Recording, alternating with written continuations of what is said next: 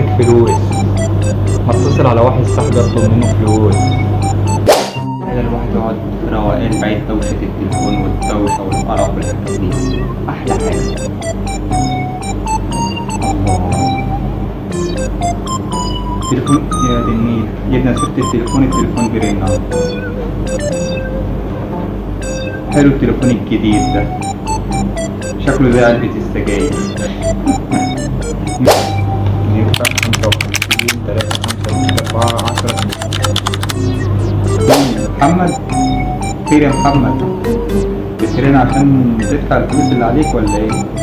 ارد عليك. الو، عم ابو ملوك، ايه اخبارك؟ تمام؟ طمنا عليك، والله وحشني. انا الحمد لله حبيب قلبي، انت اخبارك ايه؟ صحتك تمام يا حموده؟ والله وحشني يا اخي، من اخر مره كلمتني كنت طالب مني فلوس ما سمعتش صوت. حبيب قلبي، النبي يا عم مملوك، معلش طالب منك خدمة، محتاج 50 درهم بس، ممكن تحولهم لي؟ عاوز 50 درهم؟ طب ما انت يا ابني عليك 200 درهم من الشهر اللي فات. ايوه يا عم ابو ملوك، ما عشان كده انا بطلب منك 50 درهم، ما انا لما اخد منك 50 درهم كان عليا 200 الاول، كده هيكون عليا 250، حابة اديهم لك مرة واحدة. يا سلام عليك يا حموده، يعني انت بتكبر الديون اللي عليك بدل ما تسددها؟ ايوه كده يا عم ابو ملوك، ما علشان كده انا بحافظ لك على استثماراتك.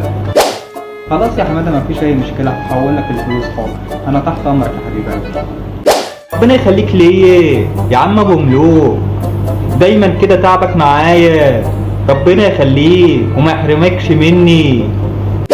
عيب عليك يا حماده، قلت لك خلاص هحول لك الفلوس، بس هحولهم على رقم انا علشان اشوف شكل الفلوس وهي داخله الحساب مره واحده. قولوا لي بقى في التعليقات، عندكم صاحب زي ده ولا انا لوحدي؟ وما تنسوش تشتركوا في القناه وتفعلوا زر الجرس وتعملوا للفيديو ده لايك وشير عشان يوصل لكل واحد عنده صاحب زي ده. عالم ابو ملوك، كل يوم فيديوهات جديده.